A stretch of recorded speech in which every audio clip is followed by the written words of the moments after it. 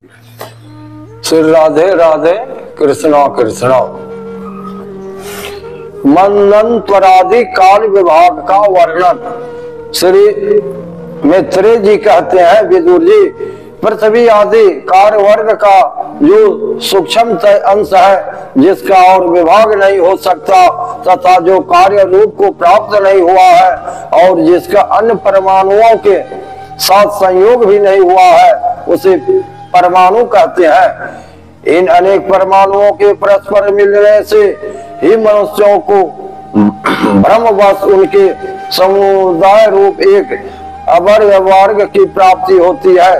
यह परमाणु जिसका सूक्ष्म अंश है, अपने समान स्वरूप में अस्तित्व उस पृथ्वी आदि कार्यों की एकता, समुदाय अथवा समग्र रूप का नाम परम महान है। इस समय उसमें न तो प्रलय आदि अवस्था भेद की स्फूर्ति होती है, न नवीन प्राचीन आदि काल भेद का भान होता है और न घट पट आदि वस्तु भेद की ही कल्पना होती है। साधु श्रेष्ठ, इस प्रकार यह वास्तु के सूक्ष्मतम और महत्तम स्वरूप का विचार हुआ। इसी के सदृश से परमाणु आदि अवस्थाओं में व्याप्त होकर व्यक्त पदार्थों को भोगने वाले सृष्टि आदि में समर्थ अव्यक्त स्वरूप भगवान काल की भी सूक्ष्मता और स्थूलता का अनुमान किया जा सकता है।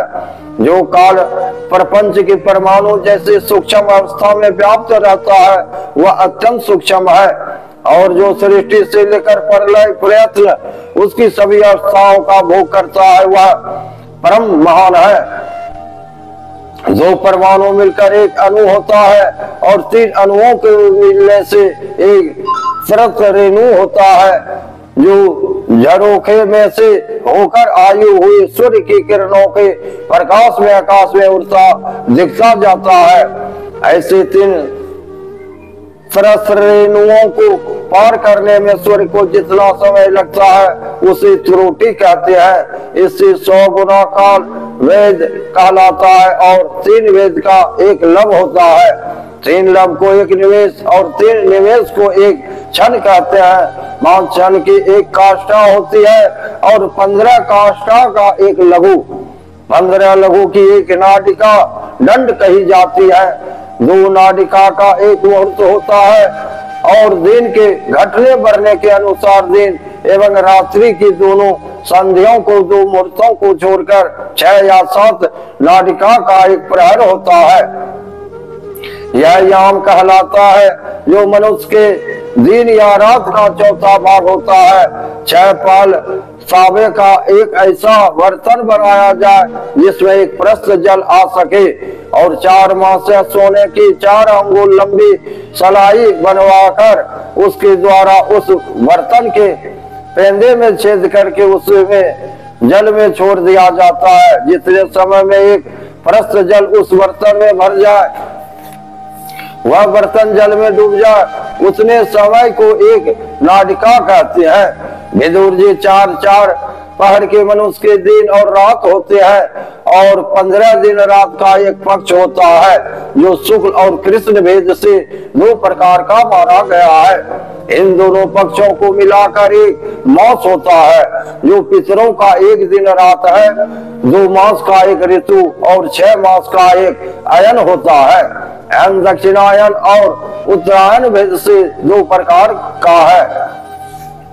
ये दोनों अयन मिलकर देवताओं के एक दिन रात होते हैं तथा मनुष्य लोक में ये वर्ष या 12 मास कहे जाते हैं। ऐसे 100 वर्ष की मनुष्य की परम आयु बताई गई है। चंद्रमा आदि ग्रह, अश्विनी आदि नक्षत्र और समस्त सारा मंडल के अधिष्ठाता काल स्वरूप भगवान सूर्य परमाणु से लेकर सर्व पर्यंत काल में 12 राशि रूप संपूर्ण भुवन को की निरंतर परिक्रमा किया करते हैं। सूर्य, बृहस्पति, श्रवण, चंद्रमा और नक्षत्र संबंधी महीनों के भेद से यह वर्ष ही संवत्सर, वत्सर, एडावसर, अनुवत्सर और वत्सर कहा जाता है। विदुर जी, इन 5 प्रकार के वर्षों की प्रवृत्ति करने वाले भगवान सूर्य की तुम उपहार आदि समर्पित करके पूजा करो। ये सूर्य देव पंचभूतों में से तेज स्वरूप है और अपनी काल शक्ति से बीजादि पदार्थों की अंकुर उत्पन्न करने की शक्ति को अनेक प्रकार से कार्योन्मुख करते हैं।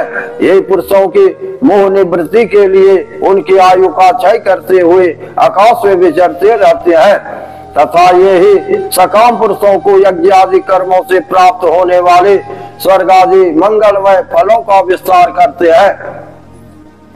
विदुर जी ने कहा, मुनिवर आपने देवता पितर और मनुष्यों की परमायु का वर्णन तो किया, अब जो सनकादि ज्ञानी मुनिजन त्रिलोकों से बाहर कल्प से भी अधिक काल तक रहने वाले हैं उनकी भी आयु का वर्णन कीजिए। आप भगवान काल की गति भली भांति जानते हैं, क्योंकि ज्ञानी लोग अपनी योग सिद्ध दिव्य दृष्टि से सारे संसार को देख लेते हैं।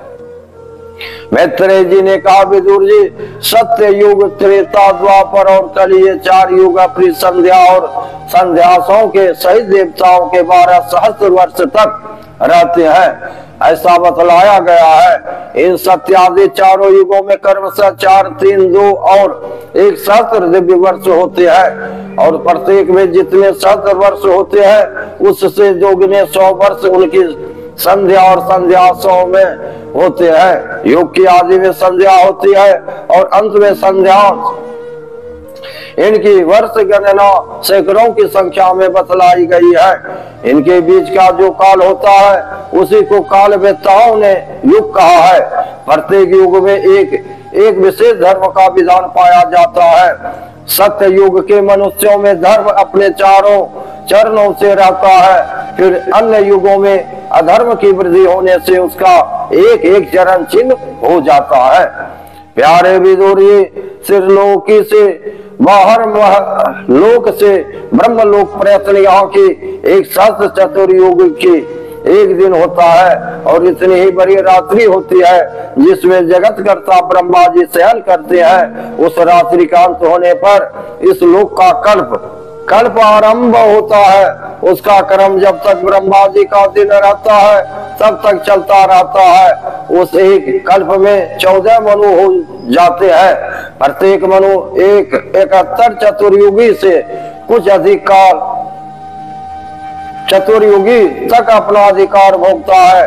प्रत्येक मनवंतर में भिन्न भिन्न मनुवंशीय राजा लोग समर्पित देवगण इंद्र और उनके अनुयायी गंधर्वादी साथ साथ ही अपना अधिकार भोगते हैं। यह ब्रह्मा जी की प्रतिदिन की सृष्टि है जिसमें तीनों लोकों की रचना होती है। उसमें अपने अपने कर्मानुसार पशु पक्षी मनुष्य पितर और देवताओं की उत्पत्ति होती है।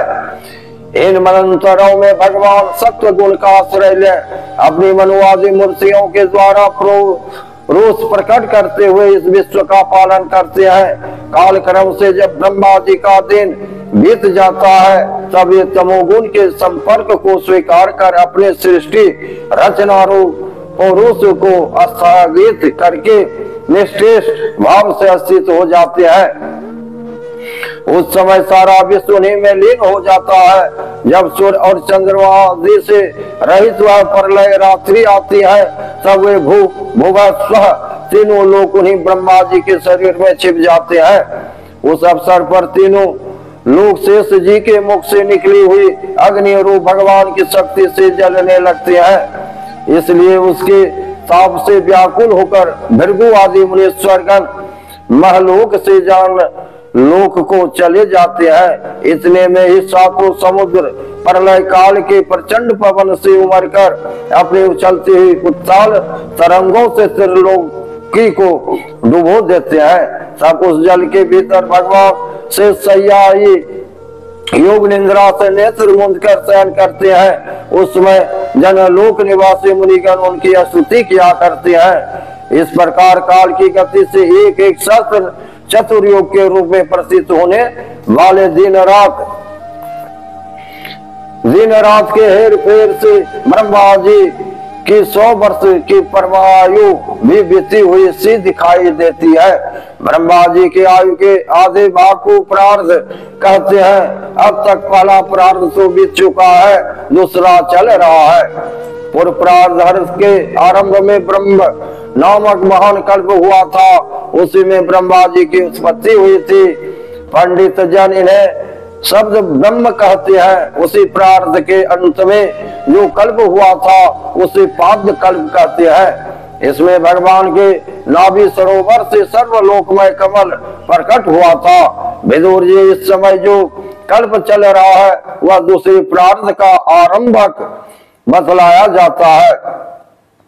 यह 12 कल्प नाम से विख्यात है। इसमें भगवान ने सुख रूप धारण किया था। यह दो प्रारब्ध का काल अव्यक्त अंत अनादि विश्वात्मा श्री हरि का एक निवेश माना जाता है। यह परमाणु से लेकर द्विप्रार्ध प्रयत्न फैला हुआ काल सर्व समर्थ होने पर भी सर्वात्मा श्री हरि पर किसी प्रकार की प्रभुता नहीं रखता। यह तो देहादि में अभिमान रखने वाले जीवों का ही शासन करने में समर्थ है। प्राकृतिक व तत्व अहंकार पंचतंत्र मात्र इन 8 प्रकृतियों के सहित 10 इंद्रियां, मन और पंचभूत इन 16 विकारों से मिलकर बना हुआ यह ब्रह्मांड कोश भीतर से 50 करोड़ योजन विस्तार वाला है तथा इसके बाहर चारों ओर उत्तरोत्तर 10-10 गुने 7 आवरण है। उन सब के सहित यह जिसमें परमाणु के समान भरा हुआ दिखता है और जिसमें ऐसी करोड़ों ब्रह्मांड राशियां हैं, वह इन प्रधान आदि समस्त कारणों का कारण अक्षर ब्रह्म कहलाता है। और यही पुराण पुरुष परमात्मा श्री विष्णु भगवान का श्रेष्ठ धाम स्वरूप है। राधे राधे, कृष्णा कृष्णा। लाइक करिए, सब्सक्राइब करिए। जय श्री हरि कृष्णा। राधे राधे।